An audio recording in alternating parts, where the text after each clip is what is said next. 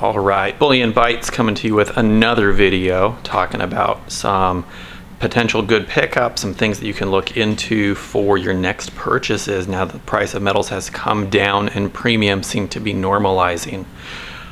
As I'm sure many of you are aware, a good basis for your stack is having some constitutional, some junk silver, as it's also called, some 1 ounce generic rounds, and some 10-ounce bars. It's always a good place to start. You can substitute those 1 ounce rounds for something like the American Silver Eagle, and I'm going to do some close-ups here in a moment for those in lieu of 1 ounce rounds. And the premiums on these have actually started to come down to a reasonable range. If you live north of the United States, in Canada, you may be looking at some of the Canadian maple leafs as an alternative option there. Or if you are in the UK or you're into Libertads, that would be another excellent choice. With both of these coins, what you may find is the premiums now have come down. So instead of being in the 40 plus range, some Silver Eagles can be had for somewhere in the mid 20s range if you keep an eye out. Now, if you are just new to stacking, this is the first thing you should be looking at if you're in the United States, and you can get them for comparable to a Silver Eagle or a 1 ounce round. These you're going to pay a little bit more premium for them, probably a couple of bucks, but these you're going to get most of that premium back when you sell. Now when you compare that to something like a peace dollar, which you'll hear some people say, oh, you should only get peace dollars instead of the modern coins because there's numismatic value, and you'll hear that word, see that word everywhere, numismatic value, numismatic value. What that means, and I'm going to say a rough translation of that, or a rough definition, something that's rare, old, and has intrinsic value to it. It's not exactly what it is, but something that's circulated like this 1922 peace dollar, it's not going to retain, I'm going to say, much numismatic value, and you're going to pay more for this than you would for a 1 ounce silver round. So don't jump right into peace dollars. Get a good base stack set up for yourself. Now, if you're at a local coin shop or you're looking on eBay and you can find something like a maple leaf for, let's say, 26, 27 bucks a piece, and you can find something like this Fiji Taku, which is a less commonly minted coin, has more potential upside to it. It's something that you may want to consider, and this is something that I would say I try and look for whenever I'm buying bullion. Is I look for the most commonly found government minted coins like the Eagles, like the Maples, or the 1 ounce rounds, and then I look to see if there's anything comparable or anything that's a little bit more rare, like the Takus, or something like the Perth Lunars, and see if they're going to be comparable in price or in cost. Now, if you can get a Silver Eagle for, let's say, 26, 27, and you can get a Monkey for 27.50 or 28, I'm going for the monkeys. The reason for that is the mint, at least historically, will always mint eagles to meet demand, or that's what they're supposed to do.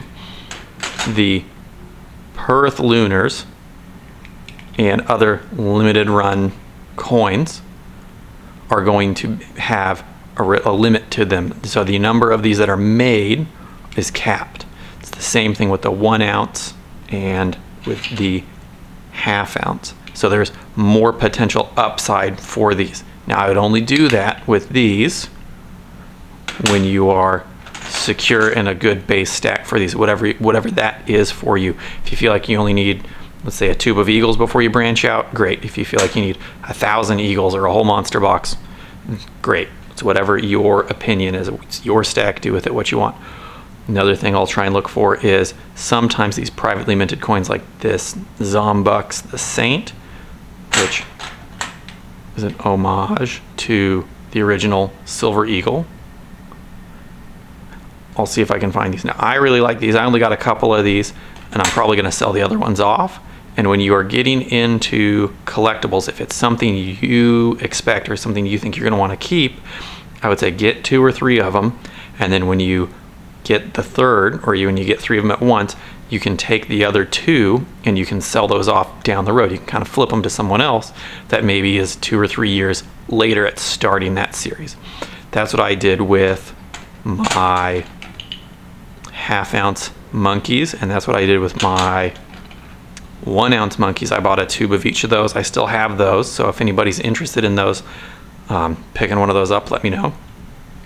But I also did that with my 5-ounce series, which I posted or had on here the other day.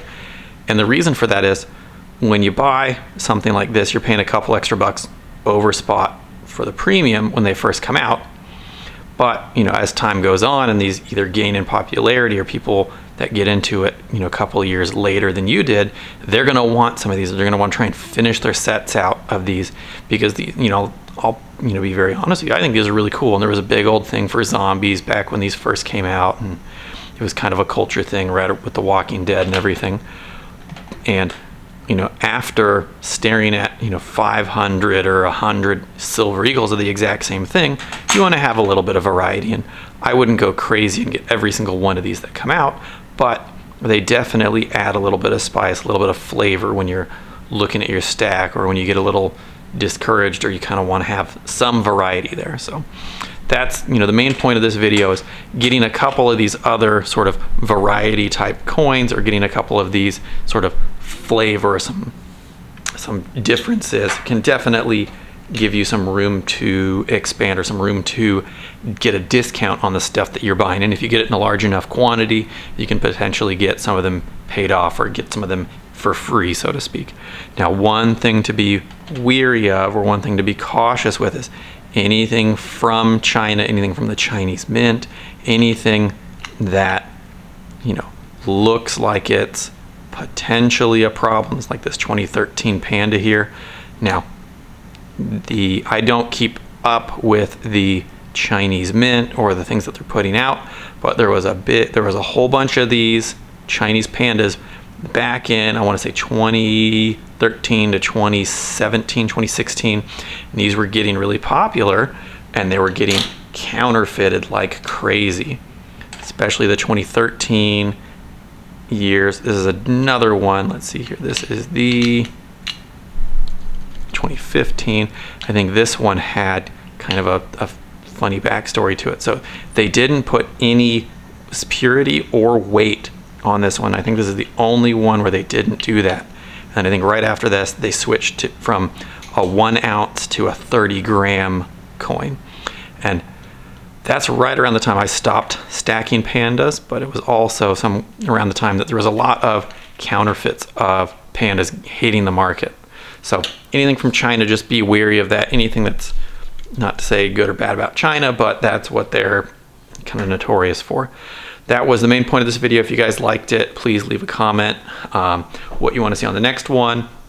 If there are any other things that you would like to see, if you have any questions, let me know. I'm more than happy to answer those. If you haven't liked and followed, subscribed, all that stuff yet, please do so. Follow me on Instagram and TikTok, same username. I will see you guys on the next one.